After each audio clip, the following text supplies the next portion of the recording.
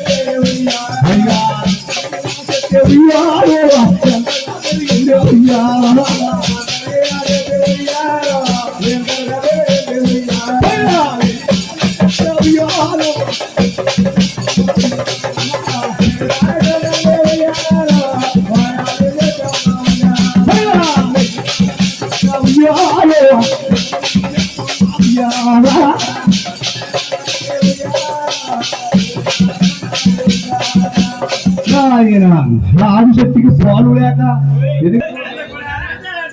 స్త్రీలు కూడా 12 సంవత్సరాలు అవుతున్నారు. అదే ఆదిశక్తమ్మకు 16 సంవత్సరాలు వచ్చి వస్తాయి. అంతరికి చెప్తే శక్తి అలా ఎగబడిపోయిందా. ఎప్పుడైతే ఎగబడిపోయిందో ఈ 16 సంవత్సరాలు ఆదిశక్తమ్మ కామాలు కలిగిపోయి ఇదిగా ఈ కాముడు ఆదిశక్తమ్మ ఏం చేస్తుందా ప్రభావ కామో కామబడి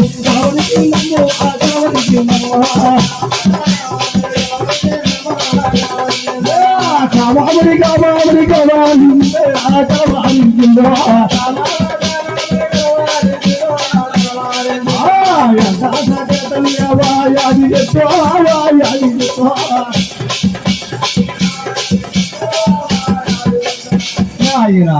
ఎప్పుడైతే కామానికి వైపోనియో కామము అంటా ఉందండి. అరే ఈ కామం తీర్చే నాదుడే కనపట్లేదు. అటువంటి సమయంలో ఆదిశక్తమ్మ పుట్టిన గర్భాన్ని అదే గర్భాన్ని 7 గడి వెనకాల అదిగో జాంబవంతులు జన్మాలు పెడత. అరే జాంబవంతులు చూసి ఆదిశక్తమ్మ అప్పుడు సంతోషంతో ఆనందమైపోయి ఇదిగా జాంబవంతుల వద్దకు వచ్చి జాంబవంతులు అందరా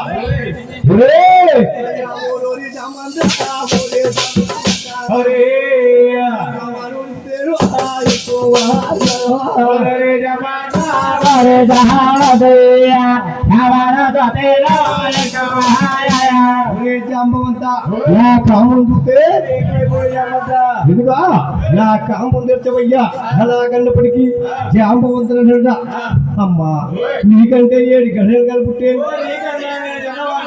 నీకంటే నేను చిన్నవాడినమ్మా. అమ్మా నేను అంత తగ్గవాడిని కాదు.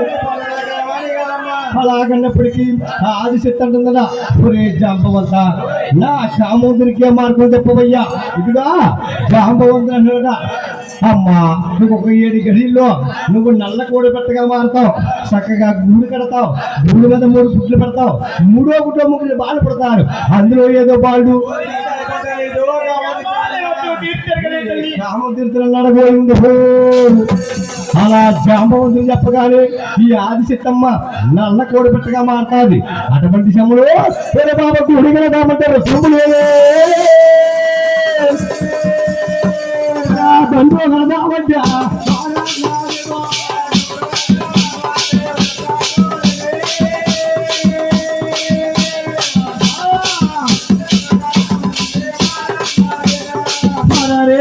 నల్ల కొడుకున్న చిత్తమ్మకి గూడి కడదామంటే రెండు కడదామంటే అటువంటి చెమ్ముడు ఈ ఆంజత్ ఏం చేసిందా అరే ఒంటి లెక్క తీసుకుని చక్కగా దూడి కింద అందుకుందరా ఒంటి లెక్క మీద గుడ్లు పడుతుందండి అరే ఈ ఇట మాదిరిగా పడుతుందా మాసిగా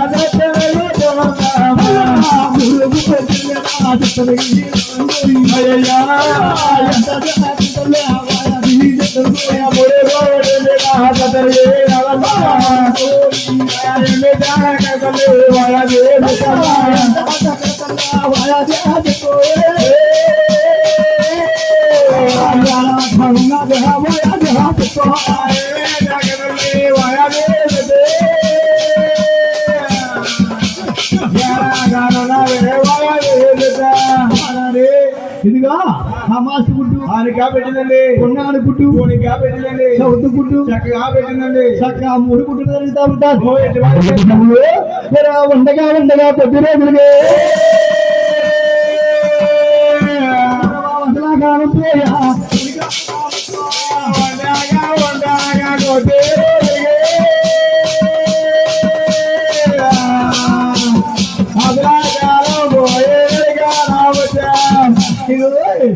ఉండగా ఉండగా కొద్ది రోజులకమ్మ కాలుగే ముగ్గురు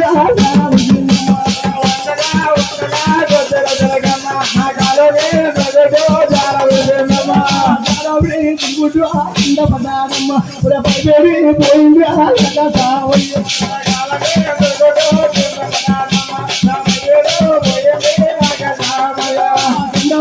వచ్చింది